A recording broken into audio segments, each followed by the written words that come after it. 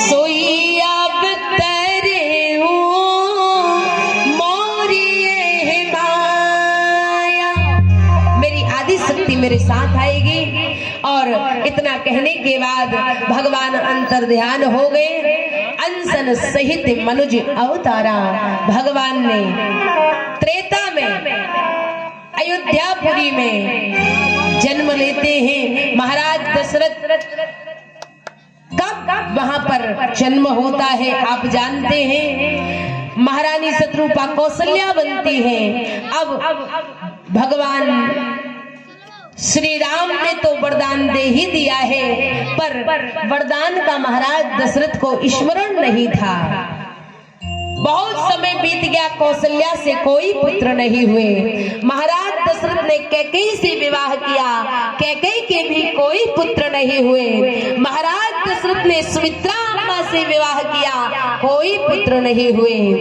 एक दिन जब वृद्ध अवस्था आ गई, महाराज दशरथ ने देखा मेरे बाल सफेद पड़ गए हैं।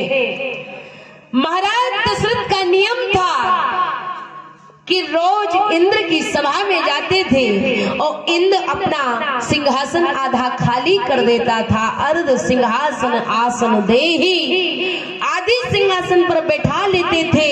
पर रोज जैसे ही महाराज दशरथ वापस आए और इंद्र आसन को धुलवा देता था। एक दिन नारद बाबा ने देख लिया। नारद बाबा ने जैसे ही देखा तो नारद बाबा का तो काम ही है आग ही लगाने का। हाँ, हमारे मोहल्ला पड़ोस में 2-4 नारद घूमते ही रहते हैं, याद रखना। जहाँ सुमति होगी वहाँ नारद बाबा कुमति फैलाने आ जाते। आज नारद बाबा ने जब देखा तो सोचा जाऊं और जाके दशरथ जी को बताऊं। ये बड़े अभिमान में रहते कि इंद्र आसन खाली कर देता, पर इनको मालूम नहीं कि आसन धुलवाता है। दौड़े और जाकर के जैसे ही दशरथ जी के पास खड़े हुए तो जाकर कहने लगे, महाराज हमने देखा आंखों से। क्या बोले? जब इंद्र के यहाँ से आप वापिस आते हो ना तो इंद्र आपका आसन धुलवा देता है। क्या बात कर रहे हो? बोले हाँ महाराज, यकीन ना मानो तो कल देख लेना। दूसरा दिन हुआ, महाराज गए और जाकर जैसे ही आसन पे बैठे और इंद्र ने जब आसन को धुलवाया, लौटते समय जब आकर देखा, दर्शन किया, आसन धुल रहा था। प्रश्न कर दिया, महाराज हे इंद्र, मैं जानना चाहता हूँ कि तू मेरा अपमान क्यों कर रहा है? तू मेरे आने के बाद आसन क्यों धुलवा रहा है? तो इंद्र ने कहा, महाराज क्षमा करिएगा, पर आपके कोई पुत्र नहीं है और आपके पुत्र न होने के कारण मैं इस आसन को धुलवा रहा हूँ, वो अपवित्र हो गई है। उसी समय महाराज दशरथ को गिलानी हो गई।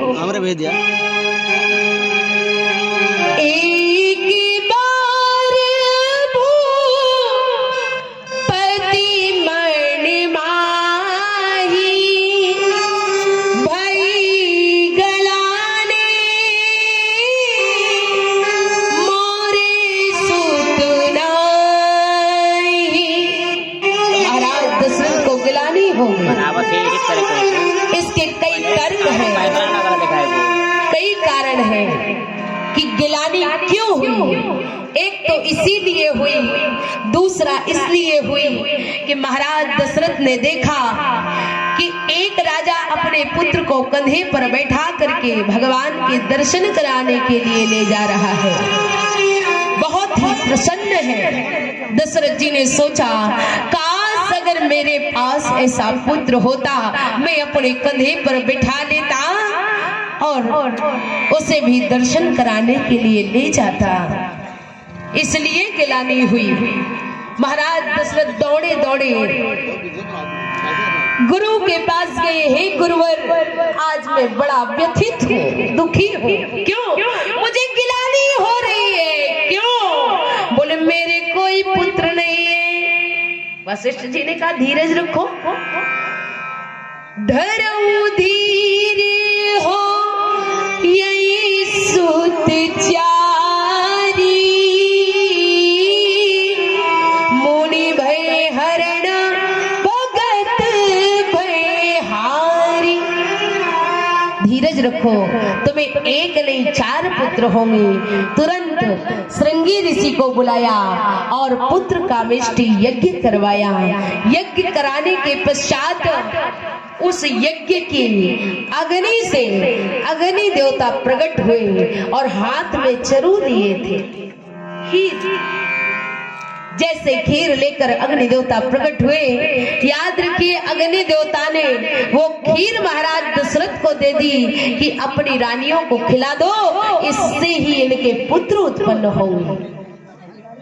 पर महाराज दशरथ ने जब रानियों को खीर वितरण की तो आज महाराज दशरथ ने बड़ी विचित्र तरीके से खीर को बांटा। आप कहेंगे कैसे? बोले आधी खीर कौशल्या को दे दी, अर्ध भाग कौशल्य दीना। अरे देना ही था तो तीनों भाग बना लेते, एक भाग कौशल्या को, एक कैकेयी को, एक सुमित्रा को, पर नहीं, आधा भाग कौशल्या को, आधे का आधा भाग करके कैकेयी को, और जो बच रहा था उस भाग का भी आधा किया और कौशल्या और कैकेयी के हाथ से सुमित्रा को दिलवा दिया। जैसे खीर को खाया तो याद रखना प्यारे बंधुओं, तीनों माताएं गर्भ से हो गई और जैसे गर्भ से हुई सारे नगर में हल्ला हो गया कि आज तो हमारी अयोध्या नगरी में राम जी का जन्म होगा, महाराज दशरथ के लल्ला होगा। सारे नगर में हल्ला हुआ। माता कौशल्या अपने कक्ष में थी कि उसी समय भगवान श्री राम का जन्म हुआ। भई प्रगट कृपाला दीन दयाला कौशल्या हितकारी। कृपाला दीन दयाला कौशल्या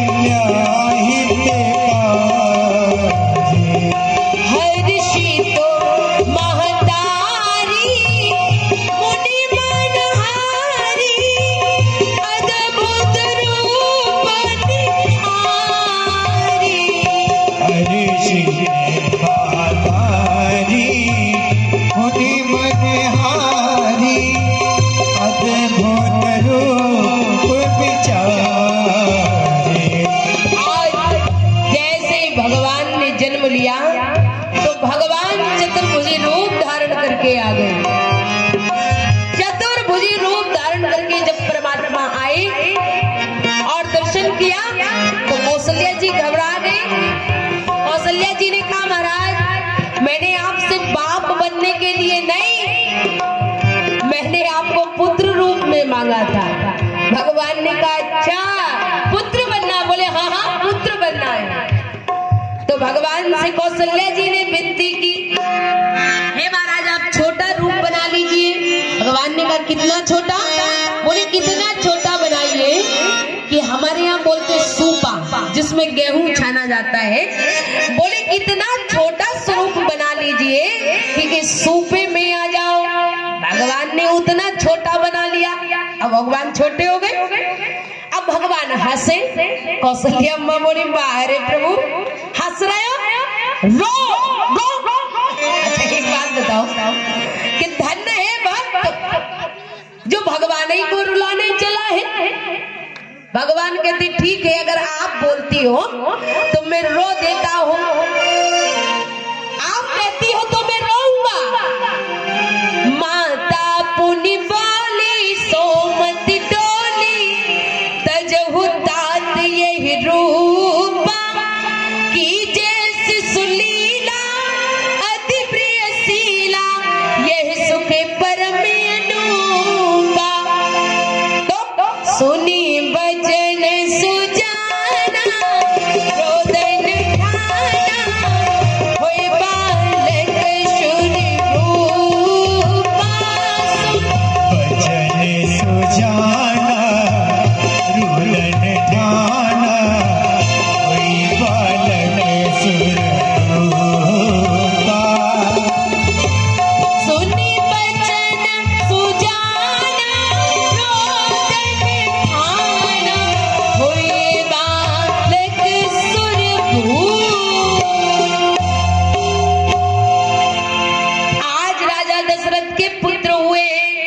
भगवान रोने लगे। भगवान ने कहा भैया कोई तो सोचकर प्रसन्न था कि जब भगवान आएंगे तो दुनिया का रोना मिटाएंगे, पर वाह भगवान तुम आए तो रोते ही रोते चले आए। भगवान ने कहा ना, मैं रोते जरूर आया हूँ, पर दुनिया वालों याद रखना मैं रो रहा हूँ, पर अगर तुम मेरे इस चरित्र को गाओगे तो आप प्रसन्न हो जाओगे, आपको रोने की जरूरत तो नहीं पड़ेगी। इसलिए यह चरित्र जिगावे हरिपद गावे ते न परई भवकूपा। बोले जो इस चरित्र को गाएगा फिर वो इस संसार सागर में इस कोप में पड़ने वाला नहीं है। इसलिए आप गाइए। भगवान ने जन्म लिया, सारे नगरवासियों को हल्ला हो गया कि भगवान का जन्म हुआ है, कौशल्या के लल्ला हुआ है। बोलिए कृष्ण रामचंद्र भगवान की यश, कौशल्या के लल्ला की, दशरथ राज दुलारे की। आज जैसे लल्ला हुआ और दशरथ जी के कानों में भनक पड़ गई। दौरी दौरी अवध की आन कहे आपस में, चलो रे बधाई देना दशरथ के द्वारे में। चलो चलो चलते हैं, राजा दशरथ से कुछ बधाइयां ले आते हैं, कुछ उपहार ले आते हैं। अरे भर बुढ़ापे में पुत्र पाए हैं ना, चल पड़ी। दशरथ जी को बताया, जैसे ही सुना तो दशरथ पुत्र जन्म सुनि काना, और मानो ब्रह्मानंद समाना। क्या चाहिए? सारे नगर में मीठा बंटवा दो, तोरण पताके लगवा दो, आज मेरे लल्ला हुआ है, आज मेरे लल्ला हुआ है। अरे चार चार, एक दो नहीं, अरे चार चार ताली बजाते हुए, चार चार प्रगटे ललनवा भवनवा में बाजे बजनवा। चार चार प्रगटे ललनवा भवनवा में बाजे बजनवा। चार प्रगटे ललनवा भवनवा